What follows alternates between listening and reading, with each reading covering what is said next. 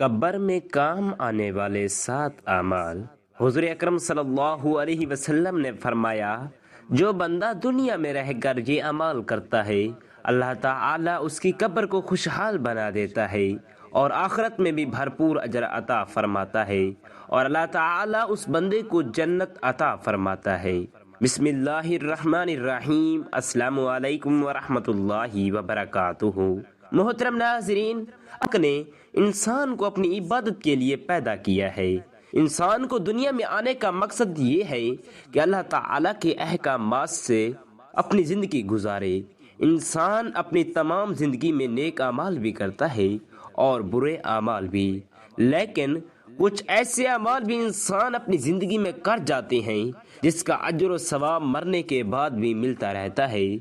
नाज़रीन, आप अंदाज़ा लगा लीजिए कि एक बंदा जो कब्र के अंधेरों में मिट्टी के अंदर सोया हुआ है और उसके वो नेक अमाल जो उसने अपनी ज़िंदगी में किए थे, उसका अजर व सवाब उसको मिल रहा है, उससे ज़्यादा और भी नसीब हो सकता है।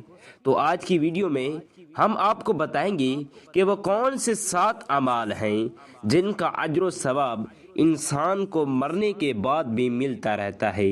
लिहाजा वीडियो को मुकम्मल ज़रूर देखिएगा। ताजदार ख़त्म नबूवत मक्की मदनी मोहम्मद मुस्तफ़ा सल्लल्लाहु अलैहि वसल्लम ने फरमाया, इंसान के मरने के बाद भी 7 अमाल का अजर जारी रहता है। सहाबा ने पूछा, या रसूलल्लाह सल्लल्लाहु अलैहि वसल्लम, वो अमाल कौन से हैं, ज़रा हमें तो बताइए ताकि हम भी वो अमाल कर सकें। हुज़ूर अकरम सल्लल्लाहु अलैहि वसल्लम ने फरमाया, वो 7 अमाल जी हैं। नंबर 1, किसी को इल्म सिखाओ। नाज़रीन, इल्म हासिल करने को हमारे प्यारे मज़हब ने बहुत अहमियत हासिल है, जिसका अंदाज़ा आप हदीसों से लगा सकते हैं। इल्म हासिल करना हर मुसलमान मर्द और औरत पर फ़र्ज है। तुम में सबसे बेहतर वो है जिसने कुरान मजीद से एक और किसी को सिखाया।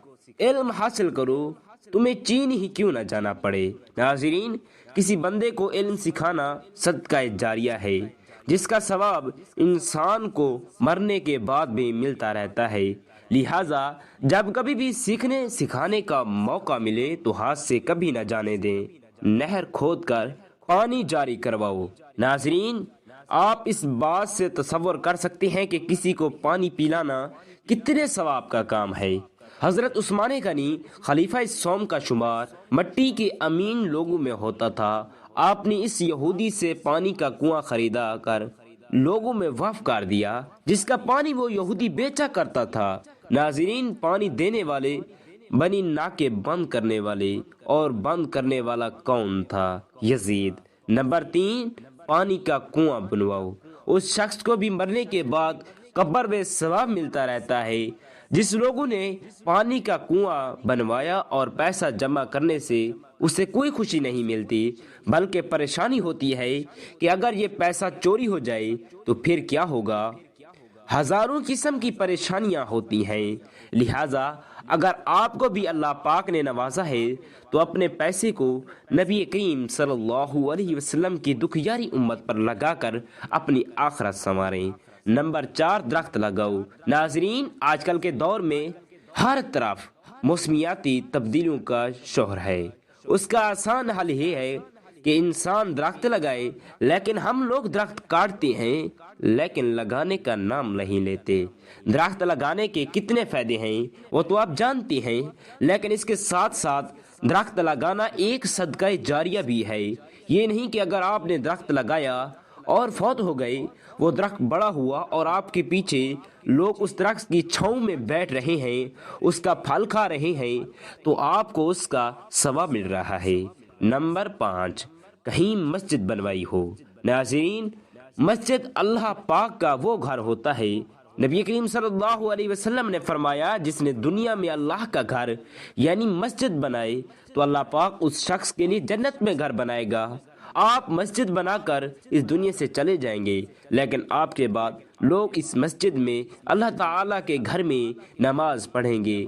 जितनी भी इबादत करेंगे उसमें आपको भी सवाब मिलता रहेगा। नंबर 6, कुरान मजीद अपने पीछे छोड़ जाओ।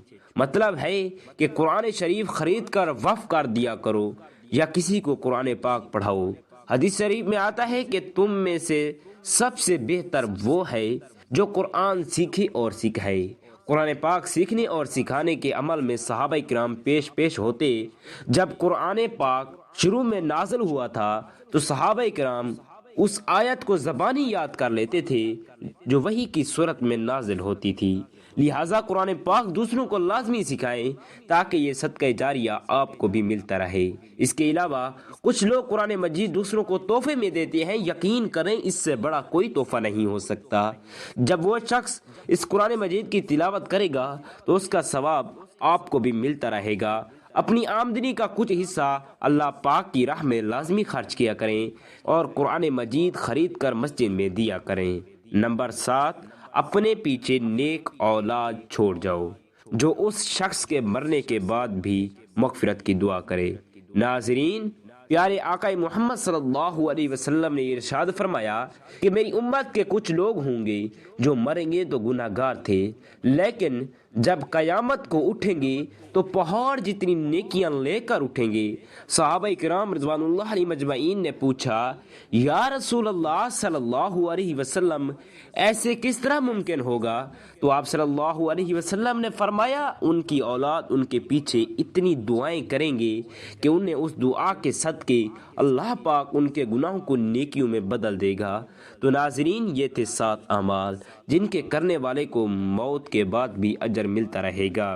اس کے علاوہ بھی بہت سے ایسے نیک کام ہیں جن کا ثواب انسان کو مرنے کے بعد بھی ملتا رہے گا، لیکن اس طرح کچھ گناہ بھی ایسے ہوتے ہیں جن کا گناہ مرنے کے بعد بھی ملتا رہے گا۔